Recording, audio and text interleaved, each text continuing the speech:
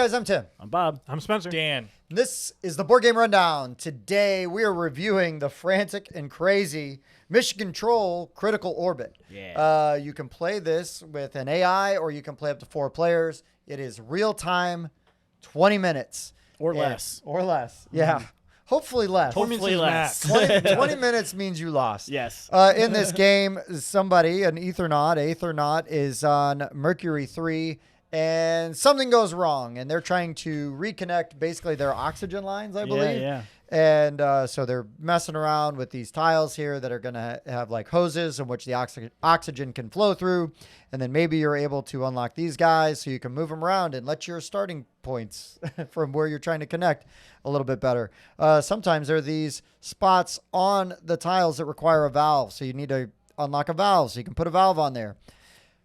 Everybody else is trying to help by adding things that he can unlock and add to his board. So we're going to do a nice little close-up over here as we go. But yes, this is 20 minutes. Basically, the Aethernaut rolls the die, and there's 3 dice, and we're going to try to decide on 2 numbers out of the 3 that are rolled like that we can use, and then we'll apply to our board. The Aethernaut gets the final say, of course, because he is going to use his number to move a valve closer to being You lost his valve. fixed. Yeah, I used it. Right there. So he's doing all of that while we're all trying to take the numbers and complete the different patterns required on our player boards. So every player is doing something 100% completely different. There is also a small pack of cards you can add, which will give you variable limitations to make your player boards harder. Way harder. I believe there's 36. That's a lot. Well, it's 18 double-sided cards. Yeah. Wow. Yeah. No, it is not that. Not that many. No. We're going to count 2, live on camera. 4, 6 cards with 3 on each. Oh, 3 on each. But they're Double double-sided sided. also. Yes. So That makes 6. that's where it's at. Okay. And but yes, they can add a variable thing to make it more difficult for each player. So if you really want to crank it up, and then also the amount of oxygen you're trying to connect, so you can play on easy, medium, or hard depending on what is it, 6, 8, 10? Yes. Yep. So there's different ways you can increase or decrease the difficulty.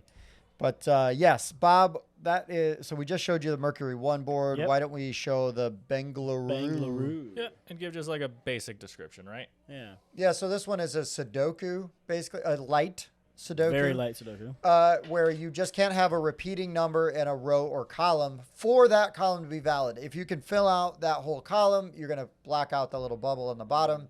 If you get 4 on one of the ones on the top, A or B, then you draw a half valve out of the bag. And then on the bottom, if you can get all of one of them right on the bottom. Because there's is that 5. 5. Yep. If you can get 5 on one of the bottom ones, he can look in the bag and choose which half valve to draw out. Yep. Because there are some red ones in there that do no good for anybody. Yep. They're basically just duds. And that's, yeah, I guess you could put them on there. But that's basically how the India board works. And that's it. Yep. All right, we'll show the Houston one real quick. So Houston, the tiles that our Aethernaut is trying to connect, the way he gets those is by Houston. So I've got to take numbers and make the shapes by using the same number. And then you would, what are you doing over there? Making a shape. Oh, is it? And you have to start adjacent to a number that's already on the board. So it does come pre-populated on there. And then you would just say, Mercury, gain an S tile. Yes. Yep. And that's all these tiles will have these bonus icons on there. So there's an icon for Mercury, there's one for Bengaluru, there's one for Cologne, and there's one for Houston. So if one of those gets covered up, you're going to call out to that player, and they're going to get a bonus. If it's one of us who is not the Aethernaut, it gives us, basically we can write a number in a space following the normal rules. But we get to pick the number, so that's helpful. Very helpful. Yes. If it's for Mercury, they got a couple different options. They can peek at the top cards of the unlocked deck, so they can, because there's a couple of X's in there which do no good, so they can flip them to the bottom. They can peek at basically one of the tiles, so then he would know out of the L tiles, well, I want this one because it's going to give it, it's going to give me the connectors I need. Or he could draw a valve out of the, a half valve out of the bag. So all these different super cool bonuses. And then Dan's, Cologne. Yeah. He just played that one when we played. Basically, what you're trying to do is you're using the die values that we pick, and you are adding them up. You're going to apply them in a different box on the bottom, and then you're going to add them up. And if you can fill out that column exactly, then he gets to black out one of the bubbles at the bottom. There are unlock cards or icons at the bottom. If he hits one of those, then Spencer gets to draw one of those unlock cards, which, again, if we're giving him bonuses, should allow that player to look at it and then know if he wants it or not. Because if it's one of those X's, right at the bottom. Or maybe he's not even trying to connect yellow. He's really trying to connect blue, and he knows he could get one of those blues to shift.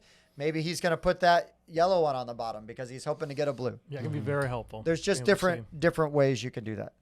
That's a very quick and dirty, like, how to play. Yeah, pretty good. Everything has their own minor rules, like so for the last one you saw with all the math, right? The numbers in the cubes have to add up perfectly, and you have to use every cube. You can have like an empty cube. Like everything has like a minor rule to it, but it's all pretty basic. Yeah, it's not. Yeah. And each one has a little player aid guide. that Which comes really in. does a good job of explaining how all your stuff works and when to do what. Communication in this game is key. Very. But yeah, anyways, guys, let's go into our thoughts on mission control.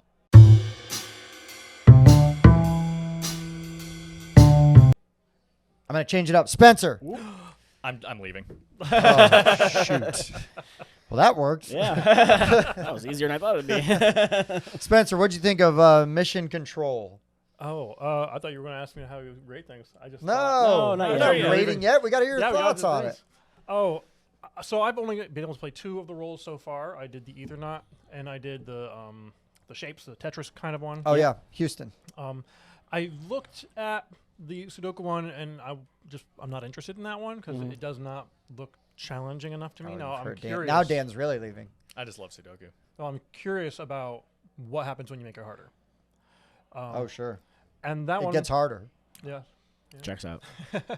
And also the German one looked very interesting. Cologne is neat. So yeah. I would definitely like to try with those. And we beat it with a little over 5 minutes left. Yep. Yeah. Yeah. So, Which is pretty good. Pretty Yeah. good. So I think it'd be nice to try it on harder difficulty if you know how to do it, because I would have had a hard time finding one more to fit in there. I would have needed to start actually like manipulating things, and I like having to solve that kind of puzzle when you're doing that. All right. Bobby, what do you think of mission control critical orbit? I'm a big fan. I like it. I like the chaos of it. I mean, I was a little spoiled when we first were introduced to the game at, I believe it was Gen Con last year. They had the huge display, and they had easels and everything. Plus, we had Mike, one of the developers, on there shouting in our ear, and that and he was all dressed up, so kind of added to the whole experience and everything. But even this is my first time I've actually played it with the normal bits from the game. And it was still fun. I still had a good time doing it. And it does actually come with a QR code where you can scan it, and then you can basically it sizes everything for you, so it keeps the ratio correct. So you could play on a large. Yes, a large version of it out. I want that so Oh, bad. that sounds good. Yeah. So that's super cool. They put that that to a little party. thought into it. But no, I enjoyed it. I played the Aethernaut. That was probably the most fun. There's a lot going on. You're juggling everybody's thing, and it can kind of come to a point where everybody else doesn't matter. I just have to get these tubes lined up and get the air flowing so I can start breathing again. Yeah. At the end, I'm like, wait, hold on, guys. I think I got this. Yeah. I've done the Houston one, and I had a good time doing that because I like Tetris. Today I did the Sudoku. I think Spencer said it wasn't very challenging for me, right? Because you can just basically choose one of the boards and just dead numbers go there. And I focused on 2 boards to try to get as much stuff as I could. He had all the valves I could give him. I gave out all the bonuses that I could, and I was basically done. But then Tim pulled out these challenge cards, yeah, we thought about doing these. And I was like, oh my gosh, that would have made it way more difficult. So if you think it's too easy, add these cards in, and oh my goodness, the difficulty will definitely scale up on you. Yeah. And I think that would have made it a much more interesting challenge. Yeah. I don't know if that was almost specific, but there's some more of them. And I think those are just add-ons that you can buy. So it is just an Ethernaut resupply pack. Okay. So 36 freeze-dried sub-quantum objectives. Yeah. It's a resupply, but there's no oxygen in there, though. Oh, good. It's gluten-free as well. Oh, good. No So Patrick additives. can have some. Yeah. Yeah, that's good. right. He'll enjoy that. So. But no, I thought it was a lot of fun. And the fact that it's 20 minutes timed means that your game's not going to last any longer than that, which is always good. We have always managed to win every time I played, so that's a good thing. Yeah, I've lost once. Yeah, well, I wasn't playing. True. But no, it's a good time. If you like just like that real time chaos feeling, like it's there, because you're rolling, you're trying to shout for numbers. You want to make sure your guy is rolling the numbers you need and trying to find a safe place to dump numbers you don't want. Like it's entertaining. Daniel. The key thing for me is that this game creates a really, really cool environment. The game is awesome. I love this game. I like real-time games. I like difficult cooperative games, and I like thematic, atmospheric games, and this thing does all of it. Now, I do agree. I love Sudoku. I do it in my free time, when I'm just bored. This is very much Sudoku light. It's very easy, almost to the point of being too easy. And I do agree that I cannot wait to use the challenge cards. I haven't played with the challenge cards yet. I have played every game except for the Tetris one, I think. I don't think I've done the Tetris one, but I've definitely done the other three. Okay. And I'm just really impressed with what they've put together here. It's also just kind of like an interesting dream come true thing to me, because like for a long time I was working on it. I can say still, but I just don't have any free time right now for it. But I was working on a real-time cooperative, I can vouch for like like dry erase game, and I was working on coming up with ideas, and then I saw this come out. I was like, why even try this? This did it. It's so good. But so to go into the atmosphere slightly, right? I that's the thing that I'll say too, is you don't have to play this way. I would like the game much less if it wasn't kind of like a built-in assumption if we didn't do it every time. But so basically, he rolls his dice, the Ethernaut rolls his dice, and we pick the numbers together as a group. If we can't agree, he just tells us which two numbers we're using. Then we use them, and when I use my numbers, I then say Cologne locked, right? And we put a thumbs up just so that, because sometimes someone's really deep into their game and they don't hear you say that, but they can then just look up really quick and see the thumbs up, and they're like, okay, I get what's going on now. So then Bob finishes, Bengaluru locked, and then Tim finishes Houston locked, and then one of us, it's our responsibility to say Mission Control locked. And the second we say Mission Control locked, he then can roll the dice again. When we hear the dice roll, we can drop our hands, we can start working again. If I lock in, if I'm like Cologne locked, and then Bob says Cologne, you get a star, I say Cologne unlocked, and I draw my thing, and then the second I'm done, I say Cologne locked, Mission Control locked, right? And you're getting this constant it feels like you're a professional team doing something. Right. Like we're Navy SEALs Checking going in, into a calling in. thing. Roger, we're like Roger. undersea welders doing it. Like it feels like you are a crazy intense It adds profession. to the people in atmosphere. NASA, but It does that. It creates this mood, this ambiance, and this intensity. I mean, there's Yeah. already a timer going, Right. but like for everybody, and you hear the urgency in everybody's voice. Yes, I mean, yeah, it does create a. I'm going to push that anytime I play the game, and I'm going to explain it as if it's the rules when I'm teaching some of the game. Because if I was sitting here playing the game and I just said, "Hey, it's a 2 and a 5," okay, I'm done.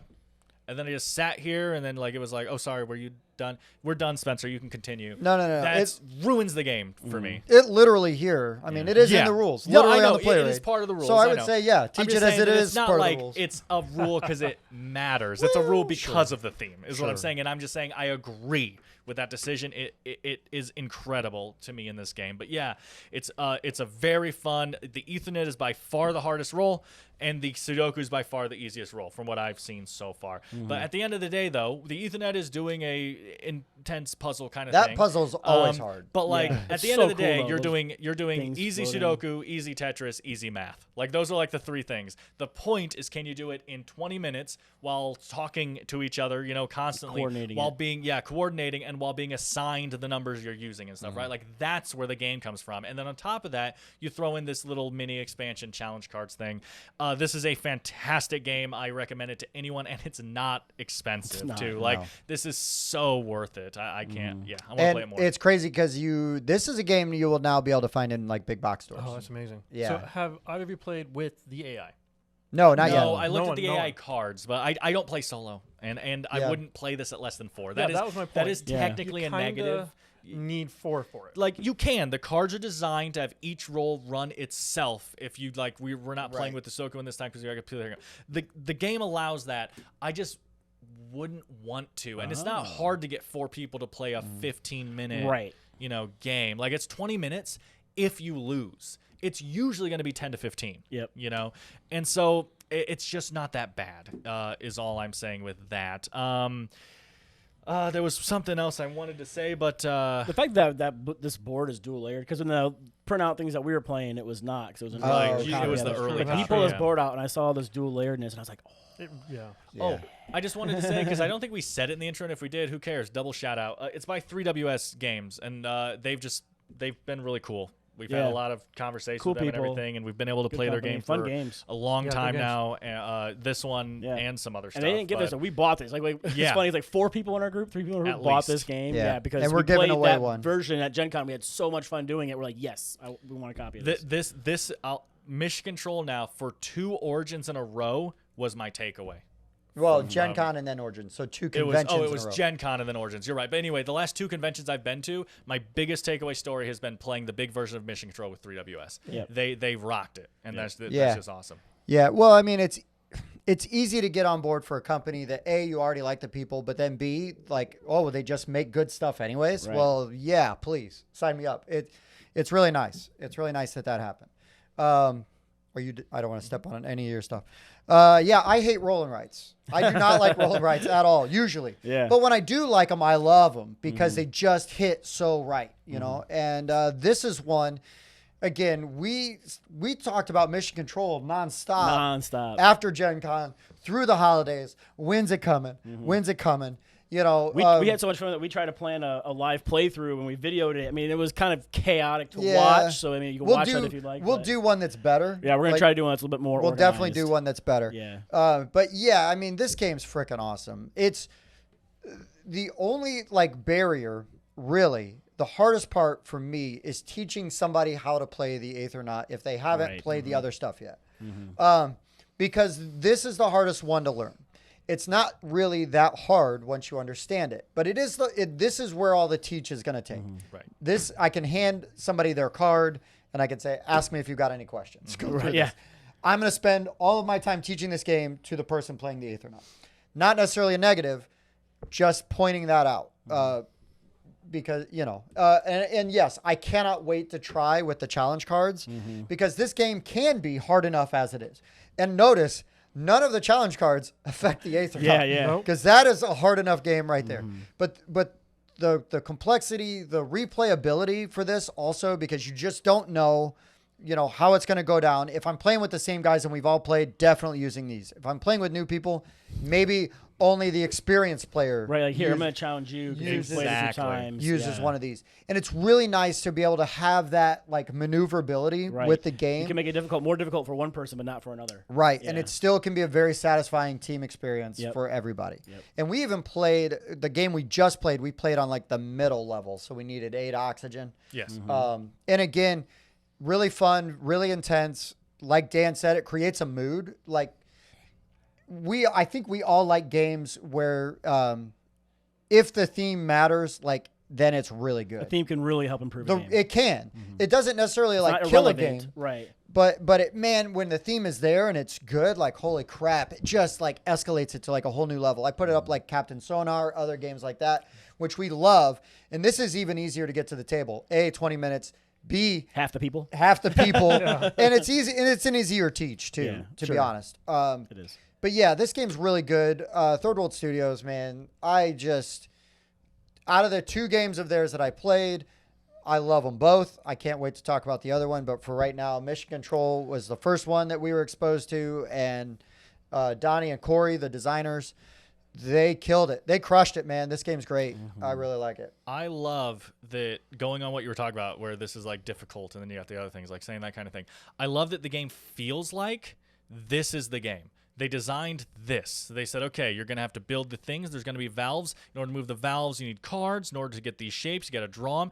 And then the other guys were just created as the mini games that get you your stuff. How do we get? We need to ask them if that's how they engineered this game. Which was the chicken, which was the egg. Yeah, it really feels like it's because that's all we are. Is the Sudoku person gets the Ethernet valves, the math person gets them unlock cards, and the Tetris person gets them the shapes. We're just we're doing mini games and communicating that our mini games are done so that he can play. And I just find that design fascinating. I think it's a really cool interlock of the components and the gameplay is what I'm saying. So anyway, No, they crushed it, man. It's great. It's really good, and I love it. I love this company. Full disclosure. I mean, I would, and I owe them because I love the company and I love the people that I've met involved in this company. I would owe it to them to be as honest as possible because that's what I would do with my friends and everything. And I'm being honest. I don't love rolling rights all the time. Mm-hmm. This game blew me out of my dang shoes at Gen Con when we played the crazy big version. And again, the atmosphere that they created and everything that they put you through to go in and do it. Right? Do you know, are they going to be yeah, there'll be a Gen Con. Yeah. I'm not sure if they'll have the big thing, but I would imagine. They'll have the big thing. So, go find them. Yeah. Yeah, go find that. Find a way to get in there and do that. But go talk to them, man. Really cool people involved, and it's just a fantastic game. I absolutely love this game. Okay, enough of that. Let's give it our final rating.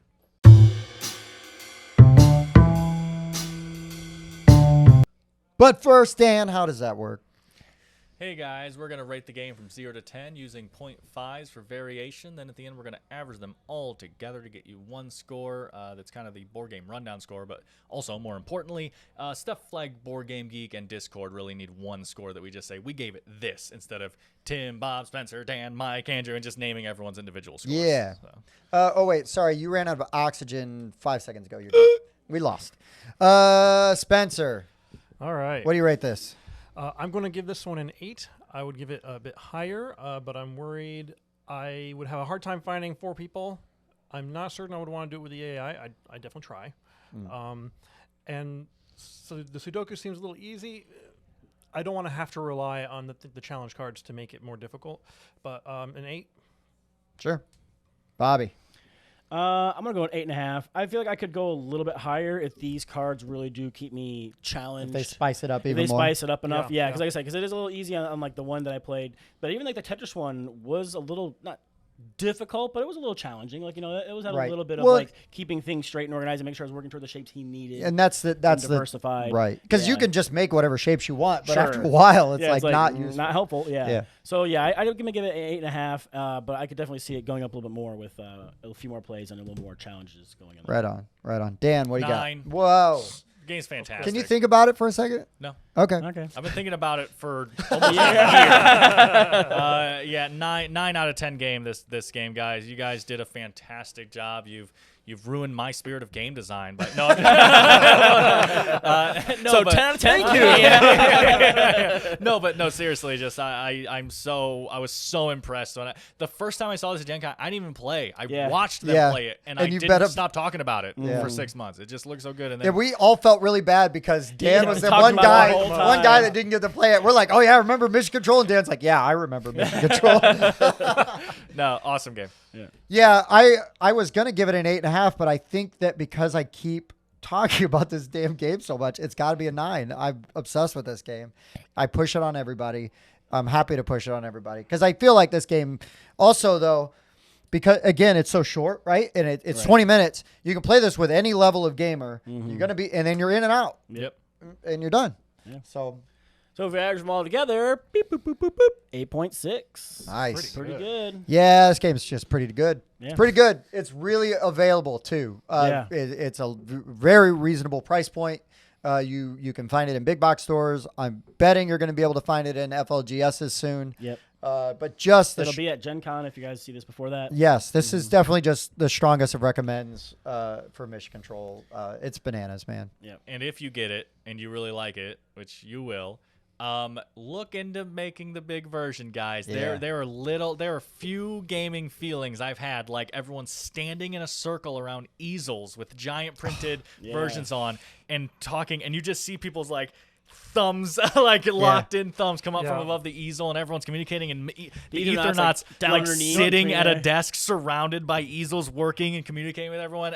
It blew my mind. It's such a fun vibe. They should have it so that everyone's in different rooms and you all have to communicate over Dude, radio. I would totally do that. Oh man, I like keep talking and nobody explodes, kind of. Yeah, Like, vibe. so we've got to get all on the same Discord channel. Exactly. And just go to other rooms. Oh man, That'd be I'm so down. good. Yeah. That'd be so Alright. good. All right, guys, let's Nice. cut this so we can go All right, do we that go right do now. that real quick. Yeah.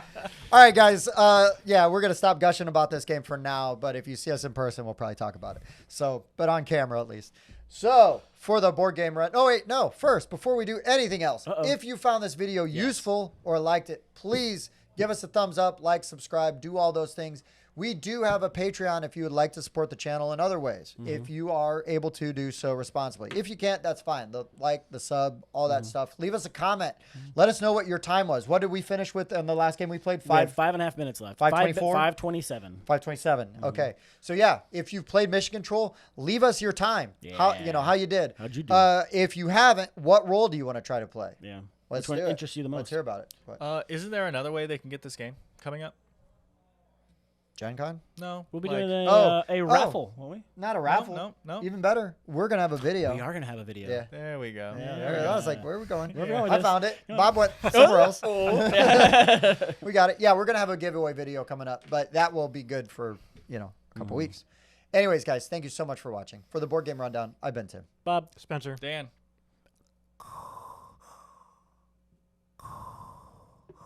Bob? We lost him. Bangalore rocked.